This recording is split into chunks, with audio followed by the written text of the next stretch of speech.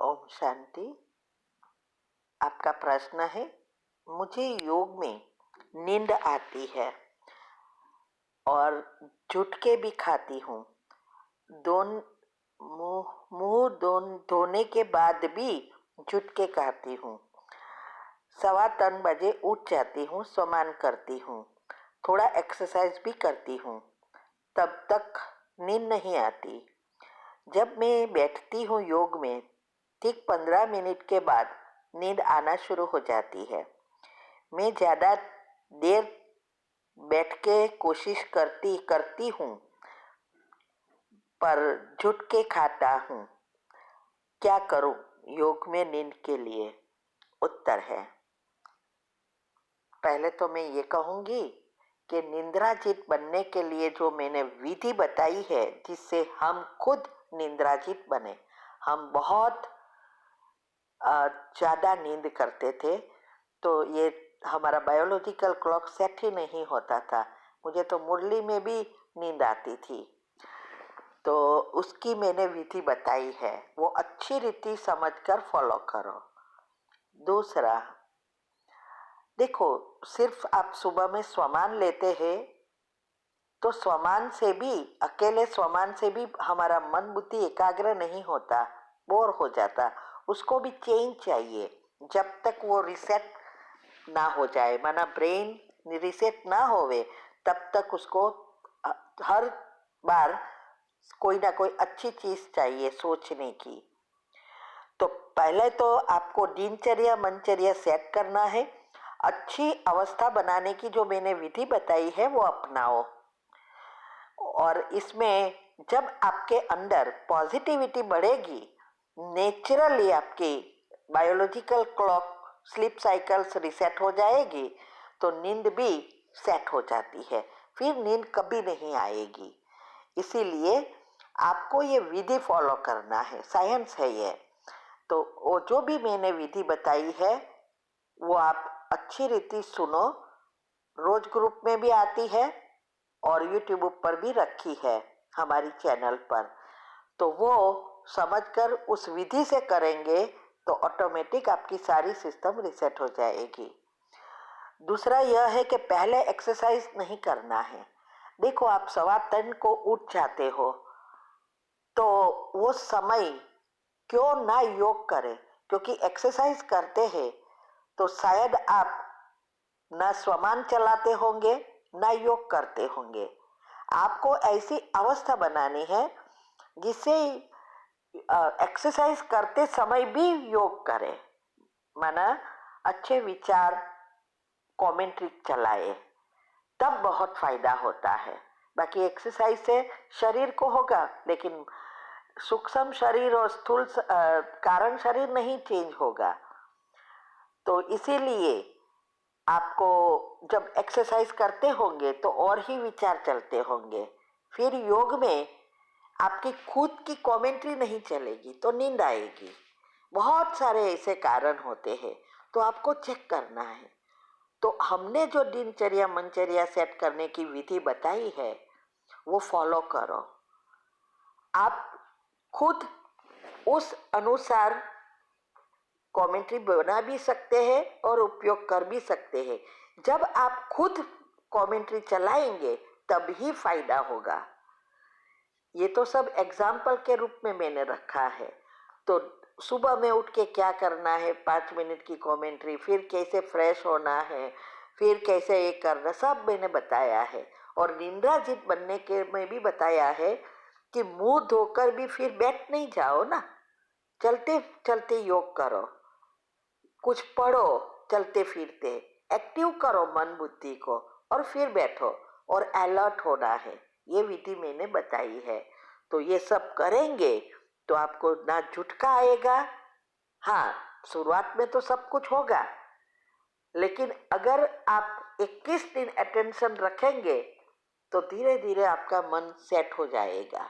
तो उसको चेंज चाहिए। स्वमान का भी तब काम करता है जब आपके मन बुद्धि पर कंट्रोल आ जाता है।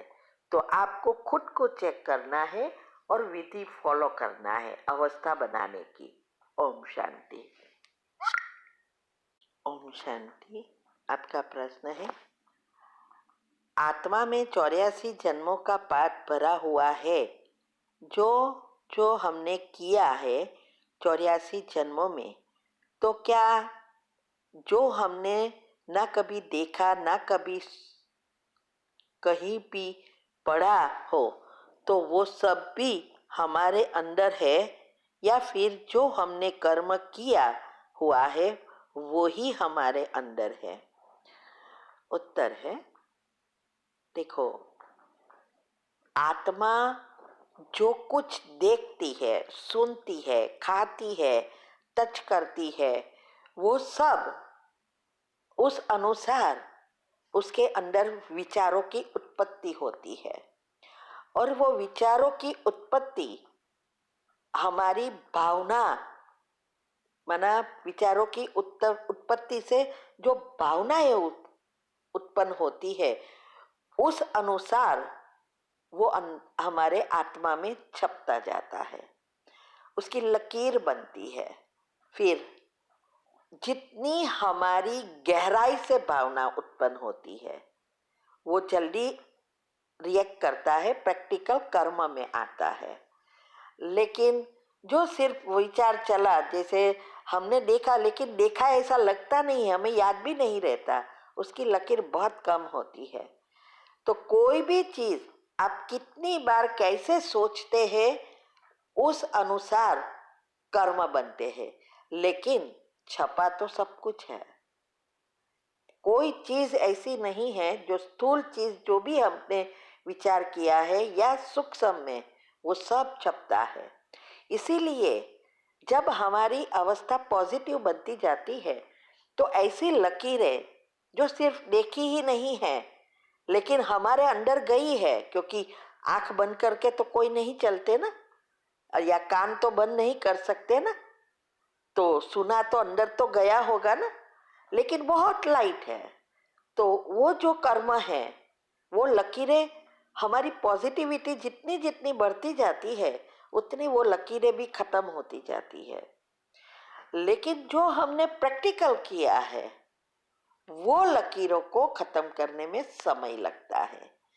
तो 84 जन्मों का पाठ का अर्थ ही यह है, आत्मा ऊपर से नीचे आई और उसको ब्रेन मिला, तो मन सोचना शुरू करता है, और 5 इंद्रियां सारी आत्मा से जुड़ी है, और फिर कर्मेंद्रिया जुड़ी है। तो इंद्रियों द्वारा हमने जो भी किया, चाहे स्वर्ग में, चाहे सतयुग, त्रेता, द्वापर, कलयुग में, वो सब हमारे अंदर भरा है। इसीलिए कई बार मुरली में आता है कि आपका पॉजिटिव विचार से या सुदर्शन चक्र से आपके कर्म, पाप कर्म भस्म होते जाते हैं। तो इसका कारण यही है। और ये भी कहते हैं ना कि पिछले जन्मों का कर्म हिसाब किताब चुकता करना इजी है, लेकिन इस जन्म में बीके बनने के बाद जो भी कर्म किए हैं, वो कर्म भस्म करने में बहुत डिफिकल्ट है। तो ये इसीलिए क्योंकि हमें ज्ञान होते हुए भी हम कर्म करते हैं, और वो भी हम गहराई में जितना ले जाते हैं उतना उसका जो लकीरें बनती है, वो लकीरें बहुत घट्ट बन जाती है। और वैसे भी एक का पदम गुना प्राप्ति है, तो एक की पदम गुना पाप भी बनना होता है ना, क्योंकि कर्म की गति इक्वल एंड अपोजिट होती है। तो भक्ति में जब थे, जब ज्ञान में नहीं थे, तो एक का एक था। अभी यहाँ एक का 1000 है, तो पाप भी एक का 1000 होगा ना। इसीलिए हमें नए पर ध्यान भी देना है, जिससे हमारे कोई पाप कर्म ना बने, और पुराने को पॉजिटिव विचार और योग से खत्म करना है। ठीक है। ओम शांति।